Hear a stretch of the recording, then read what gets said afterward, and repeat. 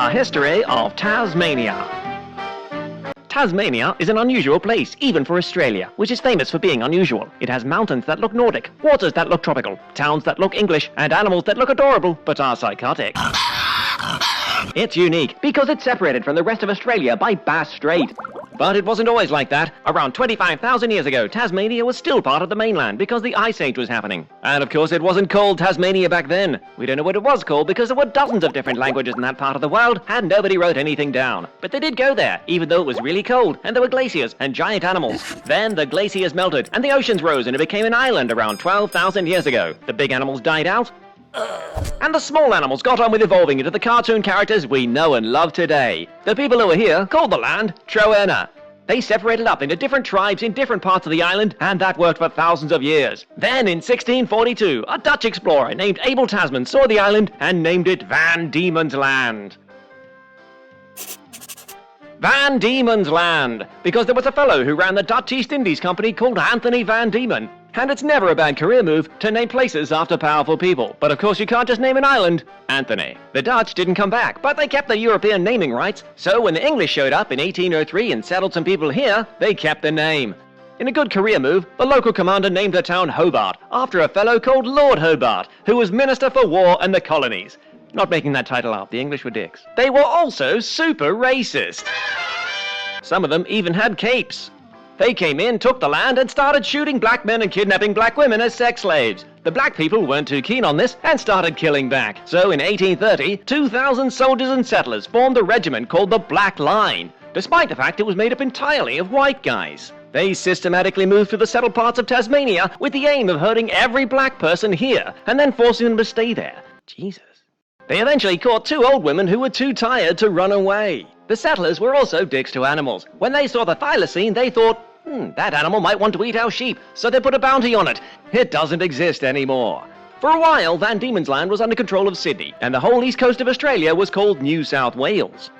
But then the governor in Sydney was like, they're a whole separate island, they're 2 hours flying time from here, and planes won't be invented for another 100 years, so Van Diemen's Land got its own governor. In order to get things done, he started bringing in convicts direct from England, building temples of horror here, and getting the convicts to do stuff like build roads and bridges and get PTSD. The government also managed to convince the remaining black people they wouldn't try to kill them anymore if they all moved to another smaller island.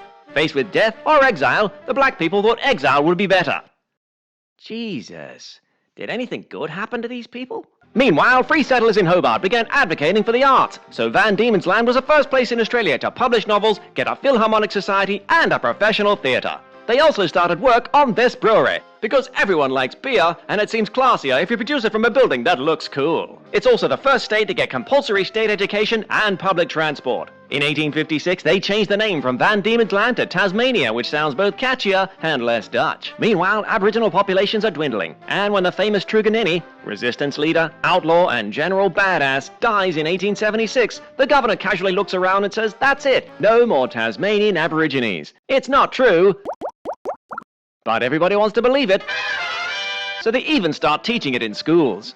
Gold is discovered. Trees are also discovered. They already knew they were there, but now they start exporting them. Train lines start sprouting up from everywhere to everywhere else, which is pretty cool because Tasmania is super hilly, and before that it took days to get anywhere. In 1910, somebody noticed that Tasmania gets a lot of rain. Australia is the driest continent on Earth, unless you count Antarctica, which doesn't have people on it, so we won't. Also, it's kind of cheating. It's made of frozen water, so we doubly don't. The Tasmanians hear about this thing called hydroelectricity, and it sounds pretty neat, so they start building hydroelectric dams everywhere.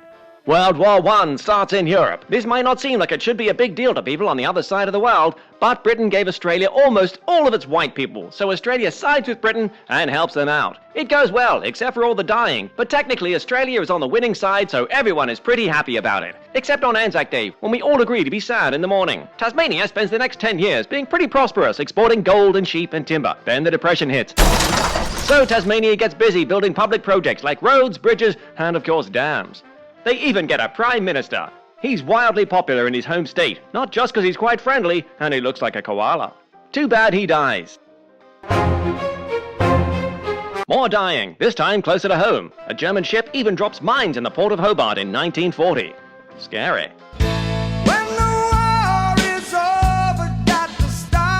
Tasmania celebrates by starting the Sydney to Hobart yacht race, gifting generations of sport fans a plethora of choice on Boxing Day ever since. 1949, Enid Lyons, the widow of Joseph, becomes the first woman elected to federal parliament, even though she has 12 kids and broken hips. Because it turns out Tasmanian politicians are pretty badass. In the 1950s, Italian and German migrants come over because Europe still looks like this. They start cranking out amazing cheeses and wines and helping to build dams because that's what Tasmania does. Meanwhile, governments are declaring national parks till nearly half the state is parks. Everyone is pretty happy about this except the guys who build dams, so they basically ignore it. And everybody ignores them ignoring it till they decide to dam this place, which is both beautiful and in the middle of a national park. And the conservationists are like, no! And they start protesting. And the government is like, shut up. And they start arresting people for protesting. You're under arrest. You're under arrest. You're under arrest. And so the conservationists say, hey, rest of Australia, this sucks. And the rest of Australia has a good think about it and agrees, yes, it totally sucks. And they hold their own protests. And the decision goes to the High Court. And the High Court agrees with the rest of Australia. And the conservationists are all like, yeah! And a conservationist even gets elected to Parliament. But he has to get out of prison first because Tasmanian politicians are badass. Damn, it feels good to be a gangster. Meanwhile, Aboriginal Tasmanians manage to convince the state government they still exist. And in the year 2000, Tasmania hosts a sorry day for all the terrible things done to black people. But they don't offer any land back. After that, a real estate agent from Hobart married some guy from Denmark, and you're all caught up.